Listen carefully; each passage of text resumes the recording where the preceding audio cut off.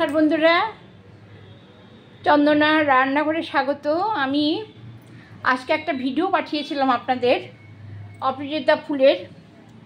আগের ভিডিওতে আমি বলেছি যে গাছের যে এই ভেন্ডিগুলো দেখছেন এগুলো দিয়ে আমি পকোড়া করব। তো আমি এইভাবে কেটে নিয়েছি।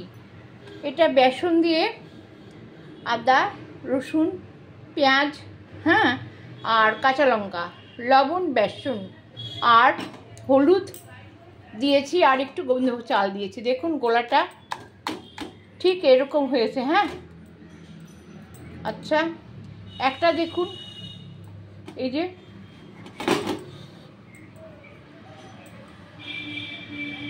দেখুন আমি ছেড়ে দিলাম, খুব অল্প আছে।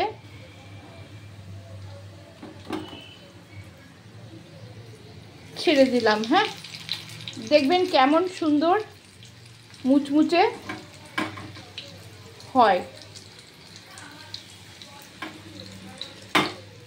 বেসনটা ভালো হতে হবে, পুরনো হলে হবে না। আর গোবিন্দভোগ চাল একটুখানি টেবিল চামচে 2 চামচ ভিজিয়ে এর সঙ্গে মিশিয়ে নিতে হবে। দেখুন খুব অল্প আছে, ধীরে ধীরে হবে। দেখুন এক পাশে হয়ে গেছে ডুবো তেলে, আমি আরেক পাশ উল্টে দিলাম।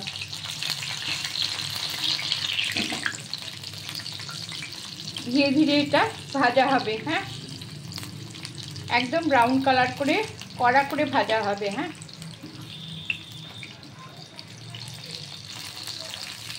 বেসন আর গোবিন্দভোগ চাল, আদা, রসুন, কাঁচা লঙ্কা, লবণ, হলুদ আর গোবিন্দভোগ চালের গুঁড়ো একটু আর বেসন একটু, ব্যাস। এই দিয়ে কাঁচা লঙ্কা, আদা আর পেঁয়াজ দেবেন। পারলে ধনেপাতাও দেবেন। সব বেটে দিতে হবে কিন্তু। মিক্সিতে পেস্ট করে সুন্দর করে মেখে।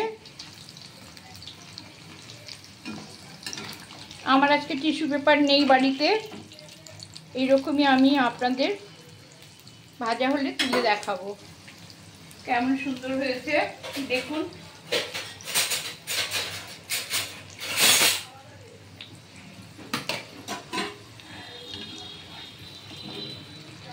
অন্য রান্না ছিল, আপনাদের আমি দেখাতে পারিনি। অন্য রান্না দেখাচ্ছি না আজকে। মুগ ডাল করেছি জিরে সোমবাটা দিয়ে। আর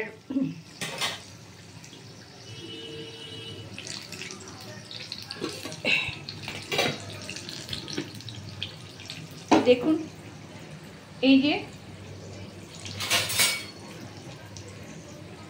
ডাল দেখছেন, মুগ ডাল সামান্য অল্প ভেজে মুগ ডাল করেছি। এই মুগ ডালের সঙ্গে এই ভাজা খেতে খুব ভালো লাগবে। হয়ে গেছে, আমি তুলে দিলাম।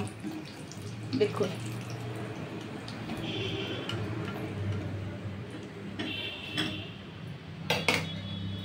আবার আমি ছেড়ে দেব। দেখুন কেমন সুন্দর হয়েছে।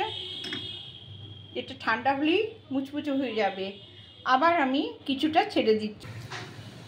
দেখুন এই হয়ে গেছে, এই আমি তুলে দিলাম। দেখুন